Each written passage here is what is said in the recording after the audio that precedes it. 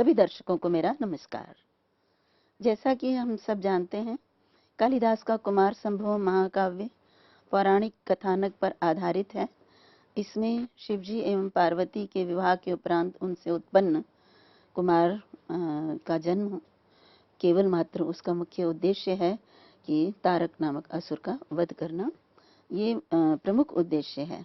तो इस कथा में हमने आरंभ में हिमालय पर्वत का वर्णन किया है और हिमालय वर्णन का भी एक प्रयोजन है, क्योंकि हिमालय से ही मेना के साथ विवाह होने पर कुमारी पार्वती का जन्म होता है और पार्वती और शिव जी का जब परिणय या विवाह होता है तो उनसे कुमार कार्तिकेय की उत्पत्ति होती है। तो इसीलिए ये आरंभिक सर्ग है। और अब हम आपके सामने हिमालय से मेना के विवाह के बारे में पढ़ेंगे। तो आपके सामने अगला पद्य है। स मानसीं मेरुसखः पितॄणां कन्यां कुलस्य स्थितये स्थितिज्ञः मेनां मुनीनामपि माननीयाम् आत्मानुरूपां विधिनोपयेमे। यहाँ पर हिमालय के संबंध में बताया कि हिमालय का विवाह मेनका या मेना और मेनका दोनों ही नामों से पुकारा जाता है हिमालय की पत्नी को। तो मेनका के साथ हिमालय के विवाह का ये संदर्भ है। और इसमें जो मुख्य वाक्य ये है कि यहाँ स हिमालय के लिए आया है। स मतलब हिमालय। तो हिमालय ने मुनि नामपि माननीयाम आत्मानुरूपाम मेनाम। तो यहाँ पे मुख्य पद क्या है? मेना कर्म है।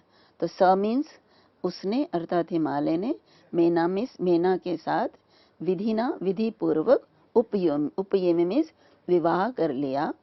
तो यहाँ ये है। तो मुख्य मैंने आपको बताया कि इस पद्य में हिमालय का मेनका के साथ विवाह का वर्णन किया गया है। तो अब बाकी जितने भी विशेषण हैं, कुछ विशेषण हिमालय के हैं और कुछ विशेषण मेनका के लिए हैं। तो कौन से विशेषण हिमालय के हैं? जो प्रथमा विभक्ति एक वचन में हमारे सामने होंगे। तो उसमें सबसे पहला है मेरु सखा। तो मेरु सखा प्रथमा एक वचन में है और हिमालय के लिए आया है। सह के लिए आया है। स प्रथमा एक वचन में है। उसी तरह से एक और पद है स्थितिज्ञः। स्थितिज्ञः भी प्रथमा विभक्ति एक वचन में है। तो ये भी हिमालय के लिए है। तो ये हिमालय के दो विशेषण क्या हुए? एक तो मेरु सखा, सुमेरु पर्वत का नाम है।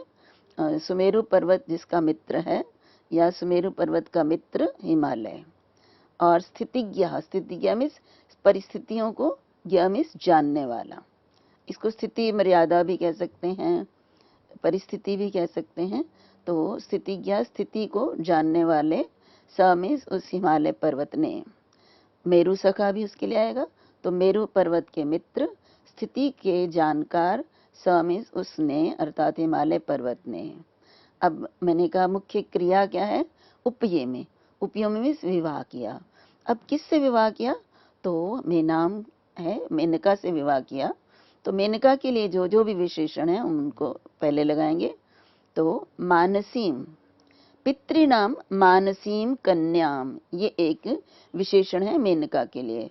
तो पितृणाम इस पितरों की, मानसीम मन से उत्पन्न, कन्या मेना। ये मैं इसके विषय में जो पौराणिक विवरण है जो पुराणों में बताया गया वो मैं अभी आपके सामने उस संबंध में चर्चा करूंगी। परंतु अभी इस पद्य के अर्थ को हम देखते हैं। तो ये मेना के लिए आया है। और मेना कैसी है कि पितृणाम मानसीम कन्याम, पितरों की मन से उत्पन्न कन्या। और एक और विशेषण क्या है? मुनि नाम अपि माननीयाम। मुनि नाम, मुनियों में भी माननीय, जो अधिक सम्मान के योग्य हैं, अर्थात मुनियों में भी जो पूजनीय हैं या मुनियों के लिए भी जो पूजनीय है, ऐसी मेनका। और उसके बाद एक और विशेषण है मेना के लिए, आत्मानुरूपम। आत्म यहाँ पे हिमालय के लिए है कि जो उसके अपने अनुरूप थी, उसके योग्य थी, ऐसी मेना का के साथ विधि पूर्वक उपयेमे में विवाह कर लिया।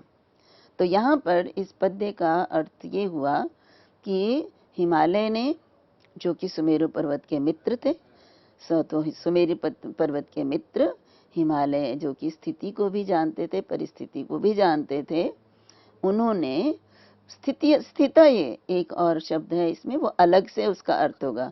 स्थितये में स्थिरता के लिए, स्थिति के लिए क्या किया, मेना से विवाह कर लिया। और मेना के लिए मैंने आपके सामने जो भी विशेषण बताए उनको पहले ही लगाएंगे कि पितरों की जो मानसी कन्या थी और जो मुनियों में भी सम्मान के योग्य थी और हिमालय के जो अनुरूप थी, अनुकूल थी, योग्य थी, उसके साथ विधि पूर्वक विवाह कर लिया। तो इस पद्य में जितने भी शब्द आए हैं उनका अपना विशेष महत्व है और उनके संबंध में हमें पुराणों में वर्णन प्राप्त होता है। इसलिए हमें, क्योंकि कालिदास ने इस काव्य को पुराणों की कथा के आधार पर ही इसका कथा का चयन किया है, तो इसलिए जो संदर्भ पुराणों में है उनके विषय में जानना बहुत ही आवश्यक हो जाता है। तो जो इसमें सबसे पहला शब्द जिसके ऊपर चर्चा करनी है वो है पितृणाम मानसीम कन्याम। तो जो पार्वती, जो यहाँ पे जो मेना, सबसे पहले तो मेना की बात कर रहे हैं हम, तो पार्वती की माता, तो मेना के लिए क्या आया है हमारे पुराणों में, वो पितरों की कन्या थी, पितरों ने उसको मन से उत्पन्न किया था, मानसिक उत्पत्ति थी। तो यहाँ पे पितर जो है उनके संबंध में उनके नाम आपके सामने दिए गए हैं, एक नहीं है, पितर बहुत सारे हैं। और वो कौन कौन से हैं, तो अग्निश्वात्ताः सोमपाश्च हविष मंतस्तथोष्मपाः सुकालिनो बर्हिषदः आज्यपाः पितरः स्मृताः। स्मृताः होना चाहिए, आकार इसमें आएगा। तो यहाँ पे पितरी देखिए कौन कौन से पितर कौन कौन से होते हैं, एक तो अग्निश्वात्त, फिर है सोमपा, हविष्मन्तः, सुकालिनः, बर्हिषदः, आज्यपाः, ये सारे जो है पितर कहलाते हैं। यदि हम पितर की बात करें तो देखिए जब भी हम यज्ञ करते हैं तो यज्ञ में जो आहुतियां दी जाती हैं वो देवताओं के लिए दी जाती हैं, तो उसमें हम स्वाहा का प्रयोग करके आहुति डालते हैं। परंतु जब श्राद्ध इत्यादि करते हैं तो जो आहुतियां दी जाती हैं वो पितरों को दी जाती हैं। पितर, वहाँ हम ये पितरों का अर्थ ही होता है कि जो स्वर्ग में पूर्वज जो है वो निवास करते हैं, तो वो देवताओं से नीचा उनका स्थान होता है और वो भी एक प्रकार के देवता ही माने जाते हैं। तो उनको दी जाने वाले आहुति जब जो उच्चारण करते हैं वो होता है स्वधा। तो यहाँ पे पितर, उन्हीं पितरों के विषय में बताया। और पितर जो है, जो प्रमुख पितर हैं जिनके नाम यहाँ पे दिए गए हैं, उनमें से जो है कोई अग्नि का पान करते हैं, सोम का पान करते हैं, हवियों से जो जिनका जो है जीवन चलता है, क्योंकि हम हवियां प्रस्तुत क्यों करते हैं श्राद्धों में, तो यहाँ देखिए हविष्मंता का कि जो हवियों से युक्त होते हैं, जिनको हवि प्रदान की जाती है, हवियों पर निर्भर रहते हैं। तो इस प्रकार से ये अलग अलग पितर जो हैं उनके नाम हैं। तो इसमें से ये जो कहा कि दो पितरों के विषय में हम बात करेंगे, अग्निश्वात और बर्हिषद। ये दो पितर ऐसे हैं जिसमें कि कहा कि ये पितृनाम कन्या, जो पार्वती थी वो पितरों की कन्या थी और ये पितर मन से अपने जो है वो उत्पत्ति करते थे, क्रिएशन करते थे, रचना करते थे। तो इसलिए यहाँ पार्वती के लिए किस पितर ने उनको किन की मानसी कन्या थी, तो यहाँ पे है जो अग्निश्वात जो हैं उनकी ये मानसी कन्या थी। पार्वती नहीं, मेनका, क्योंकि इस पद्य में तो हम मेनका के विषय में ही कह रहे हैं। तो अग्निश्वात नामक पितर से मेनका की उत्पत्ति हुई।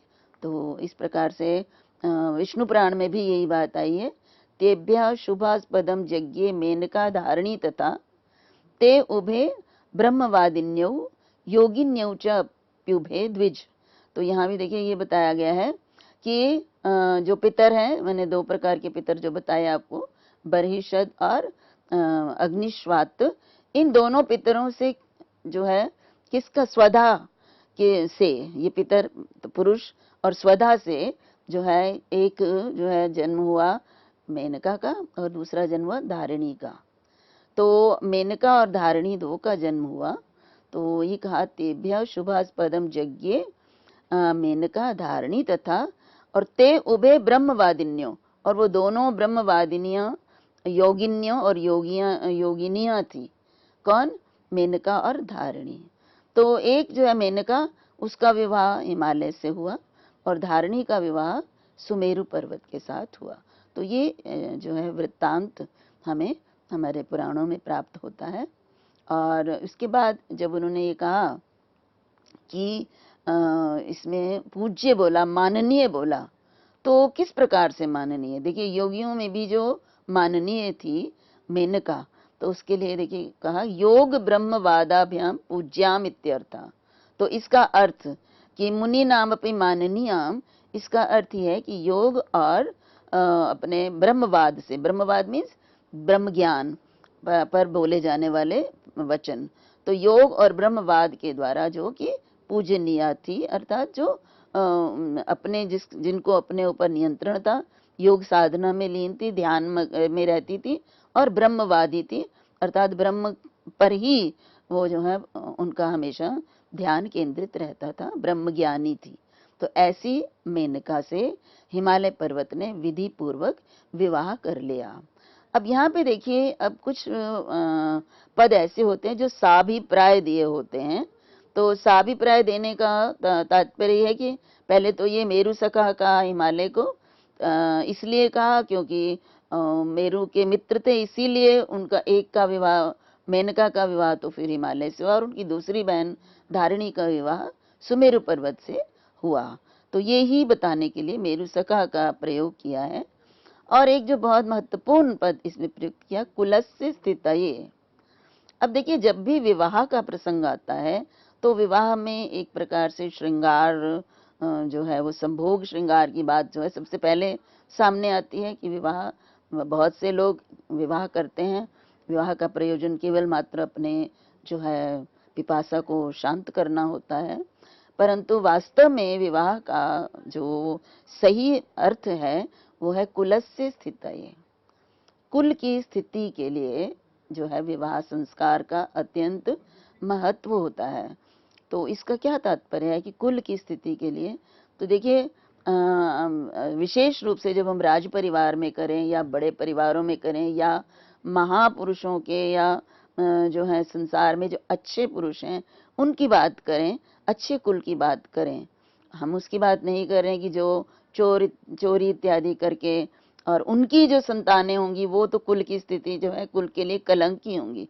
लेकिन कुल की स्थिति के लिए, कुल को आगे बढ़ाने के लिए, कुल के यश को बढ़ाने के लिए जो महान कुल होते हैं उनको विवाह करने की अत्यंत आवश्यकता होती है, क्योंकि उनके आगे नहीं तो और अच्छे कार्य करने वाले नहीं होंगे संतान।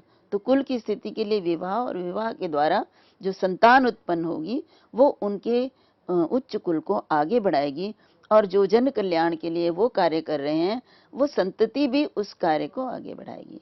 तो विशेष रूप से राजाओं के प्रसंग में तो बहुत बार आया है। जब रघुवंश का वर्णन करते हुए कालिदास ने स्पष्ट रूप से कहा है कि वो विवाह जो है वो राजा लोग किस लिए करते थे? प्रजा, यही प्रजा के लिए। अर्थात इसमें प्रजा के दो अर्थ हो सकते हैं। प्रजा एक तो संतान के लिए भी आता है और प्रजा एक प्रजा के लिए आता है। तो संतान प्राप्ति का भी उद्देश्य है कि प्रजा का कल्याण करना, क्योंकि पहले राजा उसका उत्तराधिकारी उनके संतान ही होती थी, और अगर अच्छे राजा, श्रेष्ठ राजा जो है विवाह नहीं करते, उनकी संतति नहीं होती है, तो ये भी नियम था कि उनका राज्य जो है वो और कहीं चला जाता है, उनको उनके राज्य को छीन लिया जाता है। तो इसलिए भी कि राज्य की या कुल की स्थिति के लिए जो है विवाह संस्कार होता है। तो यहाँ इसमें विवाह संस्कार की पवित्रता को बताने के लिए इस कुलस्य स्थितये को प्रयोग किया गया है। दूसरी बात ये कहा कि हिमालय पर्वत स्थितिज्ञ, स्थिति को जानते हैं, अवस्था को जानते हैं। देखिए, हिमालय पर्वत को ये ज्ञान है कि अगर वो मेनका से विवाह करेंगे तो उनसे जो संतान उत्पन्न होगी पार्वती सती, तो वो शिव से विवाह करने के बाद वो देवताओं का और सारे संसार का उससे कल्याण ही संपादित होगा। तो इसलिए वो इस बात को जानते थे, इसलिए उन्होंने विवाह किया मेनका के साथ।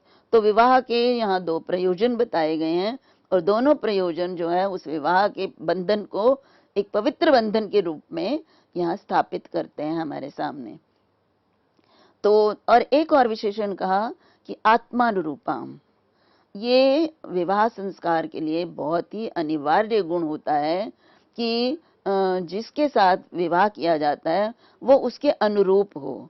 यदि दोनों एक दूसरे के अनुकूल नहीं होंगे, यदि दोनों एक दूसरे के मत से सहमत नहीं होंगे, तो एक ऊपर कहीं दूसरा नीचे अगर होगा और गुण की दृष्टि से भी और हर दृष्टि से, तो कभी भी उनका विवाह संबंध जो है वो स्थिर नहीं रह सकता। तो इसलिए उन्होंने इसमें कहा कि उन्होंने जो मेनका से विवाह किया है वो मेनका बिल्कुल हिमालय के योग्य थी, अर्थात जो गुण हिमालय के अंदर विद्यमान थे वैसे ही गुणों से युक्त मेनका भी थी। तो इसलिए ये जो विवाह है ये एक अत्यंत ही सफल और पवित्र विवाह है। तो इस प्रकार से यहाँ हिमालय और मेनका के विवाह का वर्णन है। तो विष्णु पुराण का भी मैंने आपको बताया है, उसमें भी इसी प्रकार से आया है। तो यहाँ पर एक जो व्याकरण से संबंधित शब्द है उन पर मैं आपके सामने चर्चा कर लूंगी। एक उपयेमे शब्द आया है, तो उपयेमे उपाद्यमः इति स्वकरणे आत्मनेपदम। उपयेमे में आत्मनेपद का प्रयोग है।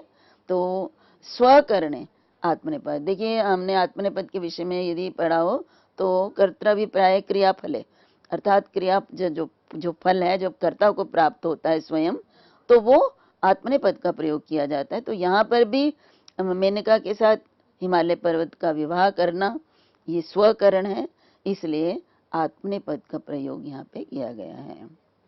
अब इसमें हम यदि बात करें तो मानसी कन्या मेना, तो ब्रह्मांड पुराण का भी एक पद्य आपके सामने है। तेषाम तो मानसीम कन्या मेना नाम महागिरे पत्नी हिमवतो यस्या पुत्रो मैनाक उच्यते। तो देखिए उन्हीं पितरों के विषय में कहा कि उन पितरों से मेना नाम की मानसिक कन्या उत्पन्न हुई और वो महागिरे पत्नी हिमवतो, तो हिमवान महागिरी हिमवान अर्थात हिमालय की पत्नी थी जिसका पुत्र मैनाक कहा जाता है। तो मेना का पुत्र मैनाक पर्वत, तो उसका वर्णन ब्रह्मांड पुराण में भी प्राप्त होता है। इसी तरह से देखिए एक और पद है जिसके विषय में जानना अनिवार्य है, आत्मानुरूपाम। इसका अर्थ तो मैंने आपके सामने स्पष्ट किया, भाव भी स्पष्ट किया, परंतु इस पद की उत्पत्ति के बारे में, व्युत्पत्ति के बारे में बात करेंगे। तो यहाँ समास है, आत्मानुरूपाम इस आत्मनः अनुरूपा ताम, जो अपने अनुरूप हो। तो आत्मन शब्द है और षष्ठी विभक्ति एक वचन में यहाँ षष्ठी तत्पुरुष समास है। अनुरूपा जब हम बात करें तो अनुरूपाम कैसे बना, तो अनुगतम रूपम अस्याः, अनुरूप जिसके अंदर रूप विद्यमान है, तो अनुगत रूपम अस्या अनुरूपा, तो यहाँ पे तत्पुरुष समास है और फिर उसके बाद अनुरूप जब बनता है तो आत्मनः अनुरूपा स्त्रीलिंग में प्रयोग है, टाप प्रत्यय लग के आत्मानुरूप। तो अब आत्म और अनुरूप बनता है, जब हम समास कर लेते हैं तो आत्म बनता है, उधर से अनुरूपम बनता है। तो यहाँ दोनों में फिर पुनः दीर्घ संधि होने के बाद आत्मानुरूपाम इस प्रकार से रूप निष्पन्न होता है। तो अब हम अगले पद्य की ओर आते हैं, क्योंकि पूर्व पद में हमें ये प्राप्त हो गया कि मेना और हिमालय ने उनका परस्पर विवाह संस्कार हो गया। तो उसके बाद की वर्णन जो है वो प्रस्तुत पद्य में, काल क्रमेणाथ तयोः प्रवृत्ते स्वरूप योग्ये सुरत प्रसंगे मनोरमं यौवनम उद्वहन्त्या गर्भोऽभूत् धरा जपलया।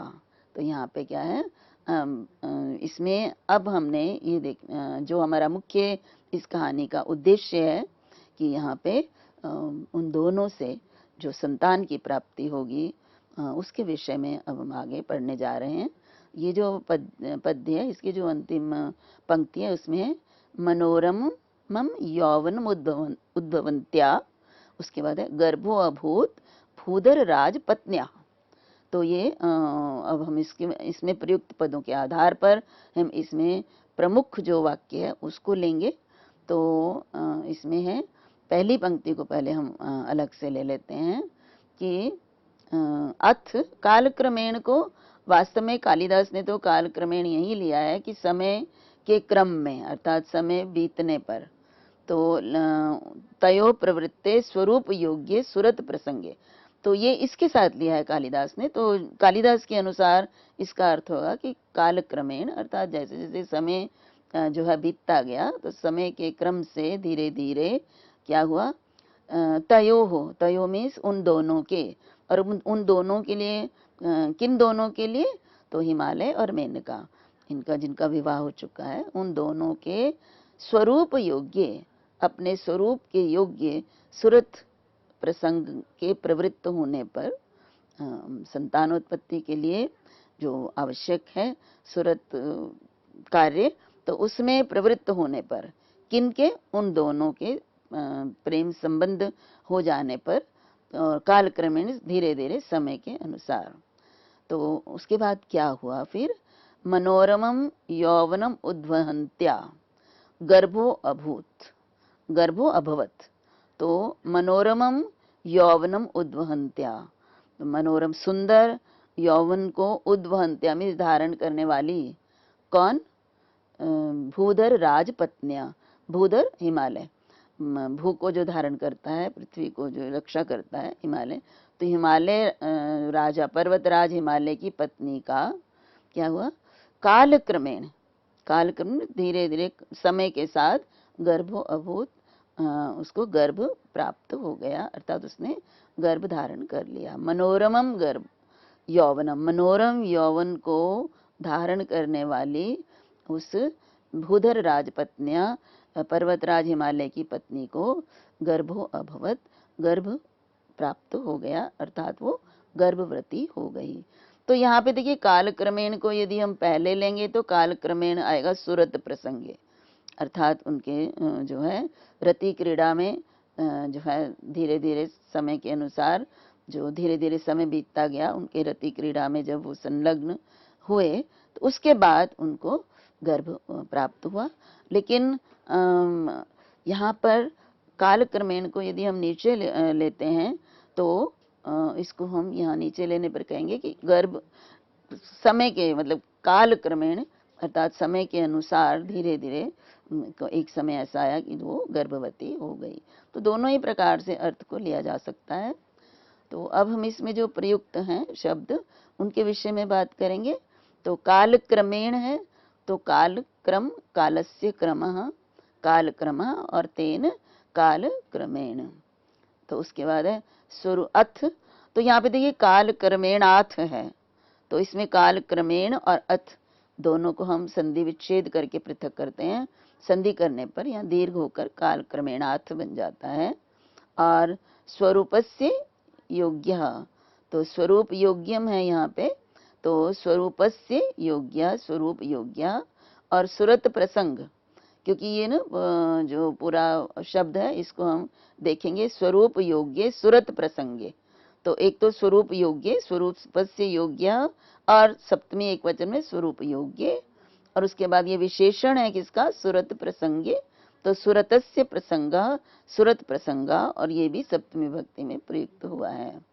तो यहाँ पर हम पहले भी बता चुके हैं कि यस्य भावेन भावलक्षणम, तो यहाँ पे जो है सुरत प्रसंग में उनके सुरतस्य प्रसंगे स्वरूप योग्य, तो जब अपने स्वरूप के योग्य सुरत प्रसंग होने पर क्या हुआ, तो यस्य भावेन, इस क्रिया से, सुरत प्रसंग रूप क्रिया से जो है क्या हुआ, उसके बाद गर्भो अभवत, दूसरी क्रिया जो है यहाँ पे गर्भो अभवत। तो एक क्रिया से दूसरी क्रिया की सूचना मिल रही है, इसलिए यहाँ पे स्वरूपस्य योग्य और सुरत प्रसंगे में सप्तमी भक्ति का प्रयोग है, जिसे भावे सप्तमी और सती सप्तमी कहा जाता है। उसके बाद है देखिए मनोरमम, एक पद है, व्याकरण की दृष्टि से बहुत ही महत्वपूर्ण है। तो मनोरम का अर्थ होता है जो मनसी रमते इति, तो मनसी रमते इति, तो मनस और रम, तो जो है जब मनस रम इनमें संधि करेंगे तब मनोरम बनता है।